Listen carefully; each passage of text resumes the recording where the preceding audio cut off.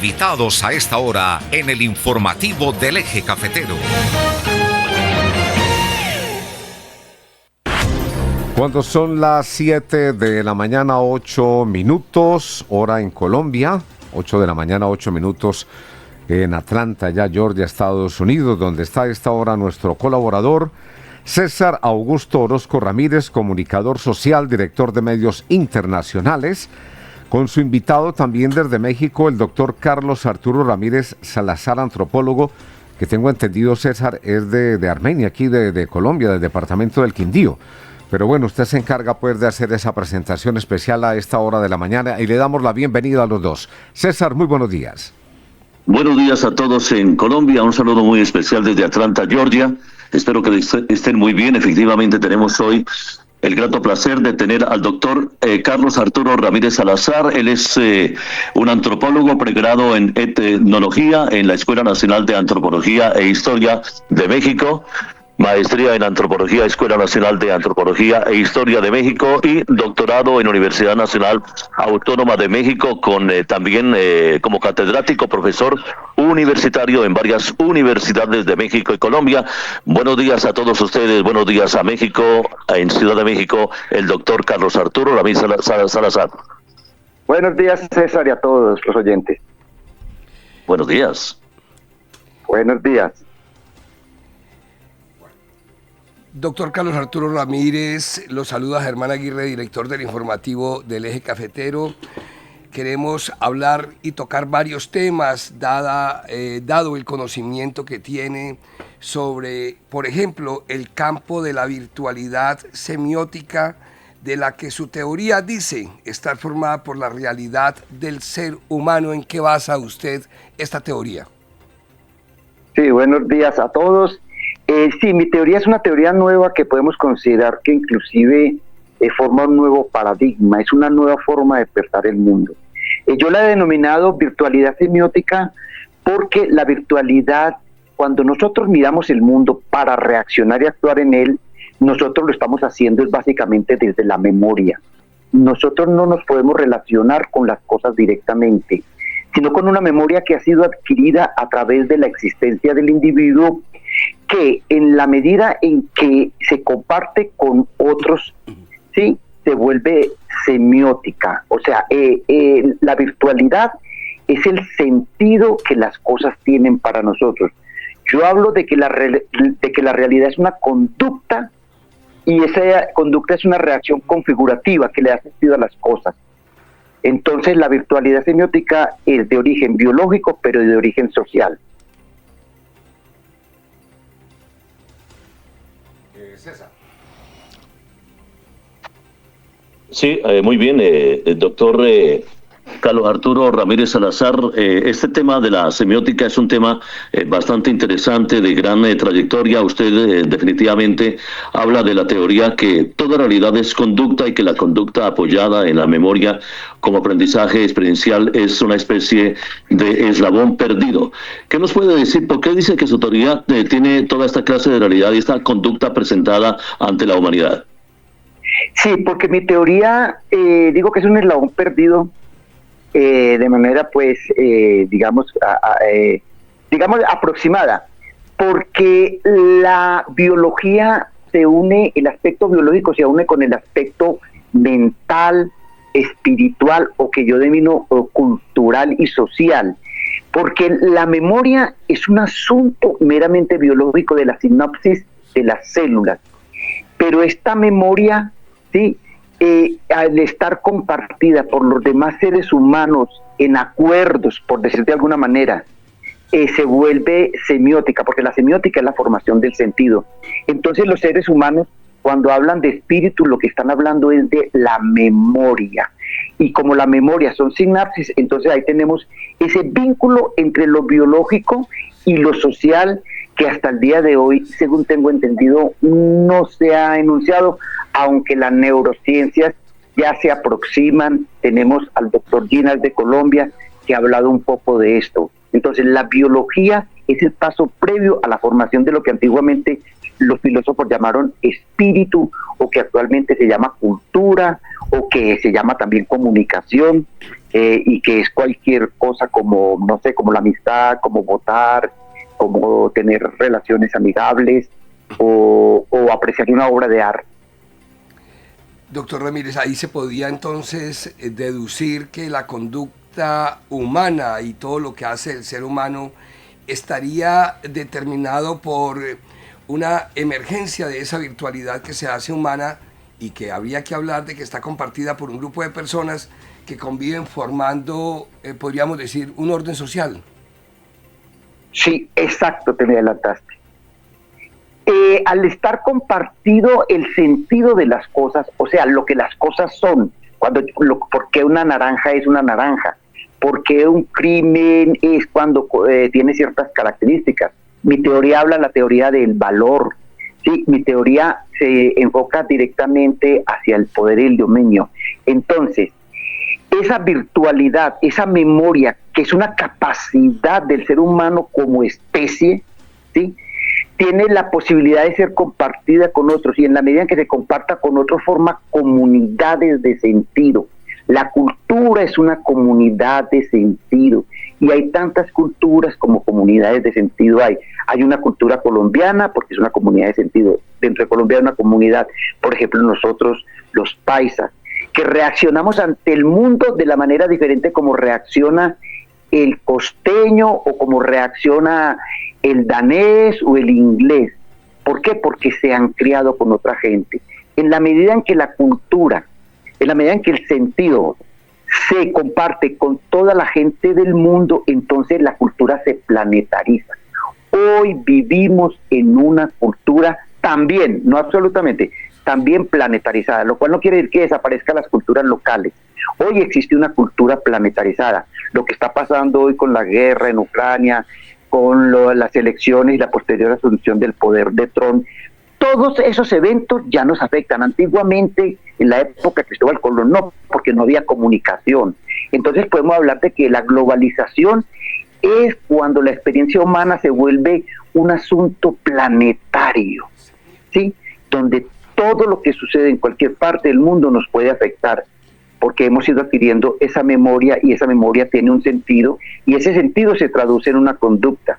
Vuelvo y repito, un objeto como una naranja o un mango o un maracuyá es una conducta, porque es una reacción configurativa. Nosotros no percibimos las cosas. Nosotros cuando nos enfrentamos a lo que supuestamente es el mundo, conformamos una reacción configurativa. No es que los sentidos estén previos a la experiencia, sino que en la experiencia se configura, que es un término fundamental y que tiene que ver con la física cuántica. ¿Sí? Porque el mundo es una configuración de partículas, ya sean cuánticas, atómicas, químicas, biológicas o semióticas. César. Sí, como no. Por cierto, doctor Ramírez, ya que toca ese tema de la cuestión de moléculas y toda esta energía y la correlación con lo químico molecular y el orden cuántico, ¿qué incidencia tiene esto en relación a lo que usted nombraba anteriormente, la cuestión de crímenes, la incidencia también, la repercusión, por ejemplo, en lo jurídico, en los estratos judiciales de todo país? ¿Podría ahondar sobre esto en cuanto a la cuestión semiótica, doctor Ramírez? Sí, yo he dicho que lo que las cosas son, y las cosas son objetos, eventos y acontecimientos. Un terremoto no es simplemente algo natural, un terremoto es un acontecimiento social. Un nacimiento es un acontecimiento social. Entonces, cuando yo hablo de reacción, dicen los físicos cuánticos que una partícula como un protón o un electrón solamente existe cuando se relaciona con algo. En el mundo no existe nada hasta que no haya una relación. Entonces, cuando algo se relaciona con algo, surge una configuración en cualquiera de los órdenes, en el cuántico, en el químico, en el atómico, en el biológico y en el semiótico. Entonces yo hablo de que el sentido es una partícula que se da en tanto se relaciona con algo. Entonces nosotros configuramos, por ejemplo, un mango.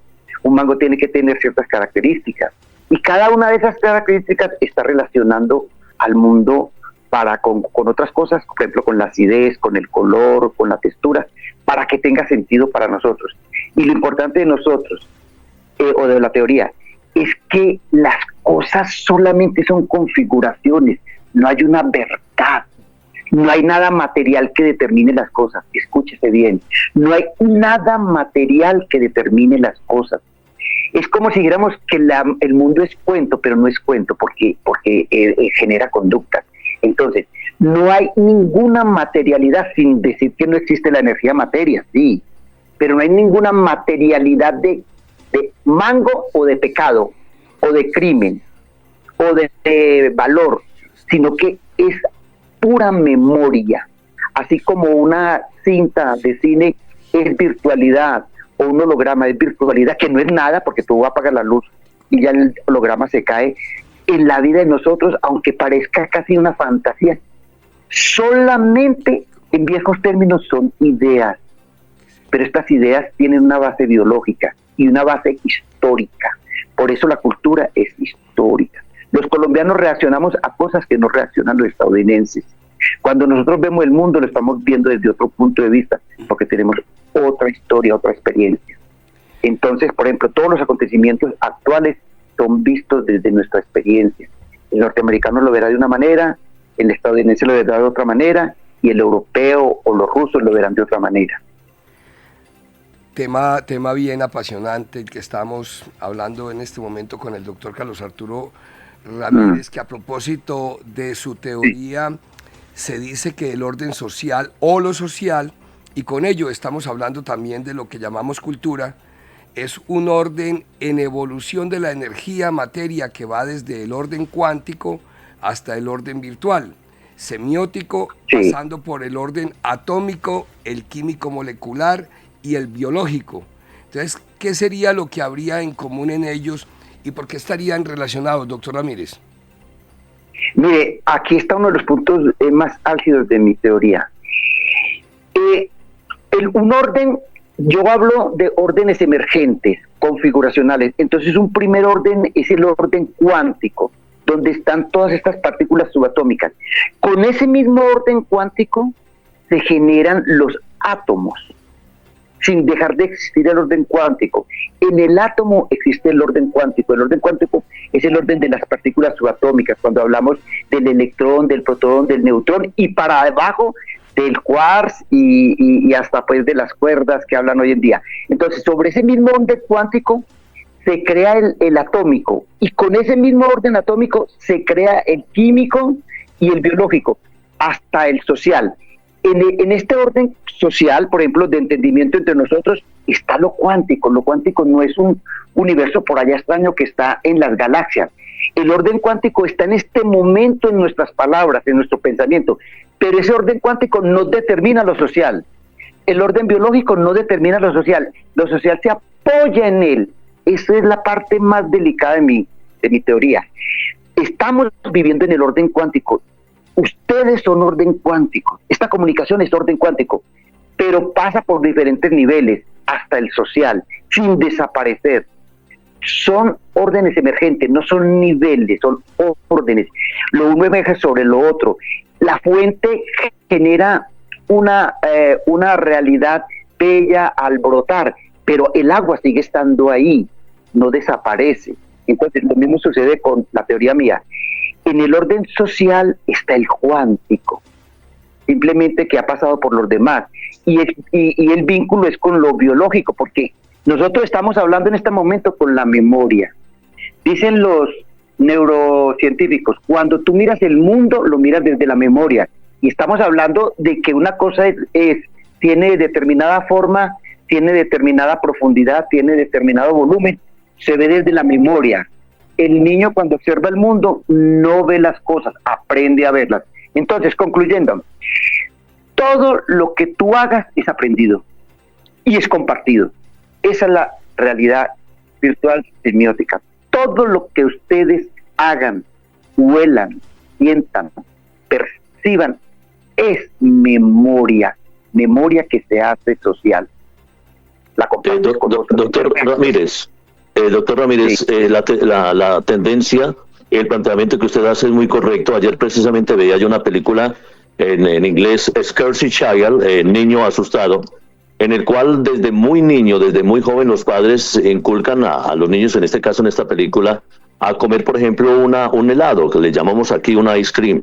Es una tendencia esa virtual cuando vemos también, por ejemplo, en las calles, en las avenidas o en las carreteras o en las calles principales de Pereira, octava y séptimas, que son las calles más concurridas, el ir y venir de la gente como si fuéramos polos positivos o negativos, como si fuéramos neutrones o protones. Esto es también una tendencia a la virtualización semiótica, doctor Ramírez. Sí, no podemos hablar de tendencia porque es algo que ya está establecido. Qué bueno que hablas de eso. Mire, a todo se aprende. Se aprende a golpear a la mujer, el machismo se aprende de los padres. La criminalidad se aprende. Por ejemplo, en Estados Unidos, y esto va a sonar durísimo, en cierta medida los jóvenes han aprendido a ser violentos, a resolver sus frustraciones matando gente. Porque en Colombia no se da eso, siendo que un país que fue tan violento. Entonces, fíjese que todas estas cosas se aprenden. La forma como tú resuelves tus frustraciones matando en un supermercado a la gente hace parte de una cultura. Porque cultura no solamente es lo bueno, no es solamente lo bueno, lo egregio, lo bonito. Cultura es todo aquello que compartimos, todas aquellas conductas que compartimos. Por ejemplo, yo hablaba de una cultura de la violencia en Colombia. En todos los colombianos, hasta hace poco todavía, existe una tendencia a resolver también las cosas por la violencia, pero de una manera individual. Sí, a robar se aprende, a ser bondadoso se aprende, a amar se aprende. ¿De quién? De la gente que está a su lado. Ahorita, ¿dónde aprendemos? En las redes. En las redes estamos aprendiendo a amar. En las redes estamos aprendiendo a ver el mundo, porque se está formando nuestra memoria allí como experiencia. Ahora, la experiencia se comparte, pero hay la posibilidad de que tú le agregues a tus reacciones tus experiencias particulares. Entonces tú no vas a reaccionar de la misma manera que tu amiguito si hayas vivido con él toda la vida. ¿Sí? Entonces ahí está, lo individual y lo social se cruzan y da por efecto un comportamiento. Y ese comportamiento solamente es algo aprendido, es memoria. Entonces por eso es virtual. Es una cosa posible.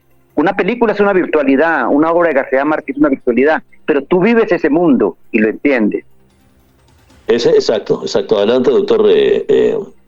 Doctor Ramírez, es que mire, con este tema de la revolución de la inteligencia artificial, en días pasados entrevistaba al senador Carlos Julio González, uno de los psicólogos más importantes que tiene este país, y nos hablaba de un proyecto de ley sobre las neurociencias, sobre las neurotecnologías, nos hablaba cómo en el cerebro también tenemos nosotros una huella digital que se puede leer. Y este tema de la informática, de la computación, de la robótica insertada en el cerebro, en el sistema nervioso, ¿cómo podría encajar su teoría a este tema de esta revolución de la tecnología y de la inteligencia artificial? Sí, me parece una excelente pregunta y se tiene que relacionar con la inteligencia virtual. ¿Cómo la inteligencia virtual afecta al comportamiento del ser humano? ¿Sí? Que hace cosas, que tiene conducta. Esto es muy importante. Habíamos dicho que tú actúas de acuerdo a la experiencia propia, tuya particular, y del mundo que te rodea. Desde toda la memoria que hemos podido recoger desde la antigüedad hasta de los padres. Entonces, con la inteligencia artificial se atraviesa una experiencia que no hemos vivido. Te la insertan en el cerebro. Entonces, por ejemplo, para tú aprender inglés tienes que practicar y vivir en los Estados Unidos o en los países anglos para poderlo hablar. Ahora, con la inteligencia artificial y con esos chips, toda esa experiencia del aprendizaje, toda la experiencia del aprendizaje se puede meter en un chip, se mete en tu memoria y nosotros ya podemos hablar inglés sin haber vivido la experiencia de hablar inglés.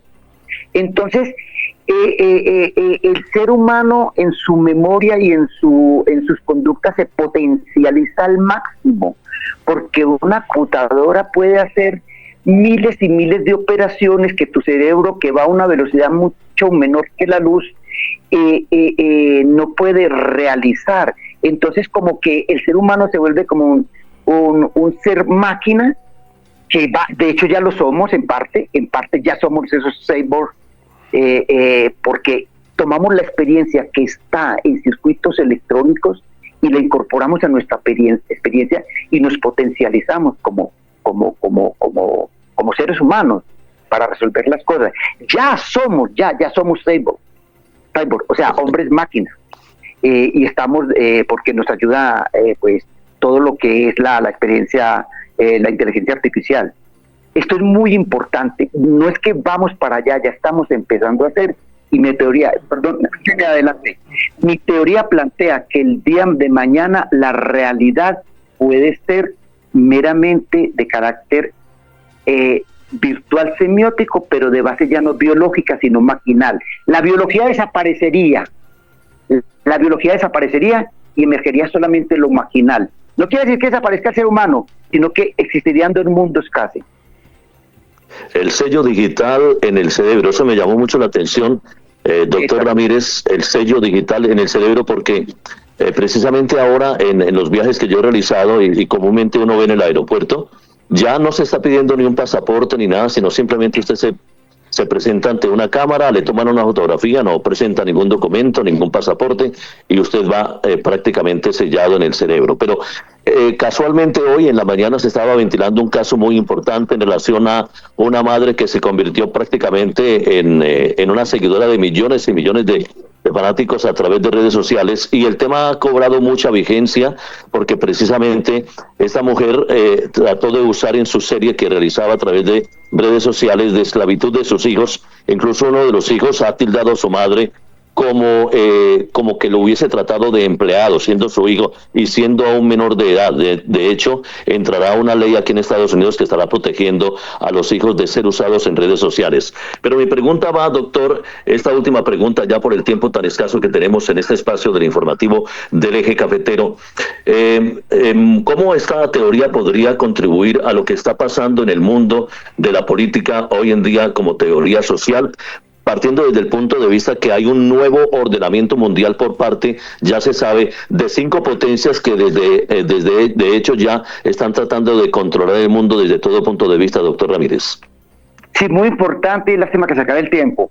Mire, César, lo que pasa es que hoy el ser humano vive su vida, su experiencia en las computadoras, en el internet. Allí es donde aprende a ser humano, allí es donde aprende a ser ciudadano del mundo. Yo estoy hablando de la nueva realidad ahorita con lo que sucede con todas las noticias, con Trump, con lo que viene, la sociedad del ruido. ¿Sí?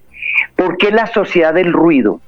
Porque hoy en día parece ser que un método para ganar elecciones, para obtener el poder que otorga las instituciones de Estado, de la organización llamada Estado, es generar el mayor ruido posible diciendo una cosa hoy, mañana digo otra, pasado mañana vuelvo y digo la misma cosa, y me estoy a toda hora contradiciendo y estoy saturando de información a los individuos, y entonces hay una especie de noise en inglés, como ese ruido, esa interferencia que no permite que nos comunicamos. Y en la medida en que haya ruido, en esa medida podemos ser sujetos de conductas que otros pueden, digamos, dirigir, que es lo que es el poder, porque no hemos hablado ahorita del poder y del dominio, de esa capacidad de que los otros hagan o se comporten de acuerdo a algunos intereses, algunos lineamientos, algunos modelos del mundo. El ser humano actúa por modelos, ¿sí? Es conforme a modelos. Por ejemplo, la venta y la compra, el sacar dinero en un cajero, es un modelo de comportamiento. Entonces, vivimos en la sociedad de ruido en el sentido de que hay demasiada información y que la información, uno dice una cosa, otro dice otra cosa, otro dice otra cosa, otro dice otra cosa, y el ciudadano común y corriente se confunde, se satura, no escucha bien lo que se está diciendo, y eso tiene consecuencias que puede, conviene más a unos que a otros, no permite el cambio, no permite ver la vida con claridad para conducirnos en ella.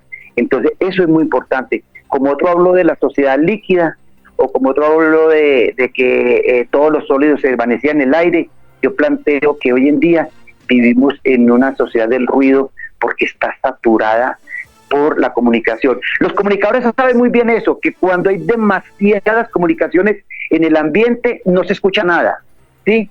Ustedes tienen unas teorías acerca de eso, como la saturación, como cuando un piloto de avión, de la aviación, de la Fuerza Aérea, le llega demasiada de ruido, no puede entender las instrucciones que le están dando y puede tener consecuencias nefastas, funestas.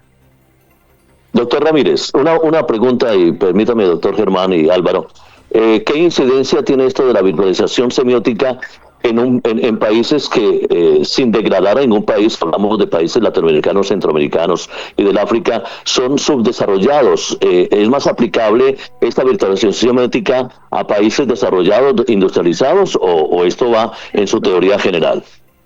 Bueno, no, recuerde, la virtualidad semiótica existe desde que existe el ser humano. Lo que pasa es que la virtualidad semiótica hoy en día se está dando ya no en la experiencia de vida de tú que te formaste saliendo a la calle, jugando canicas, adquiriendo los valores de tu comunidad, de tus padres, de tu país, sino que, escuchen esto, la semiótica hoy en día se está dando a través de máquinas, del internet, y la semiótica ya dejó de ser un asunto local del campesino en su ciudad de Armenia o de Pereira, cuando nuestros abuelos, sí, sino que la semiótica se volvió un asunto universal, adecuado a los límites del planeta. Entonces, ese es el problema, que ya la experiencia con la cual tú te formabas ya no la puedes controlar como individuo, ya no la controla tu familia. Las madres y los padres ya no educan a sus hijos, los educa el internet, porque el individuo está viviendo la experiencia gracias a los medios de comunicación en el planeta. Ya somos ciudadanos del mundo. Nuestros hijos son gente que se ha formado en las redes ante la influencia de otras personas, de anónimas o a veces no tan anónimas, y eso corre un grave riesgo, porque si tú no controlas a tu hijo puede ser lo que sea el día de mañana, porque tú ya no estás controlando, o la escuela o la nación ya no controla a sus ciudadanos, los controla el mundo. Uh-huh. Bueno, pues a César Augusto Orozco Ramírez, director de Medios Internacionales, y su invitado, el colombiano doctor Carlos Arturo Ramírez Salazar, antropólogo desde México. Pues muchas gracias por esta entrevista en la mañana aquí en el informativo del Eje Cafetero. Un feliz día les deseamos. Bueno, gracias. Feliz día a ustedes también en Colombia, y al informativo y oyentes del informativo del Eje Cafetero. Gracias a ustedes. Bueno, gracias César. 7 de la mañana, 37 minutos.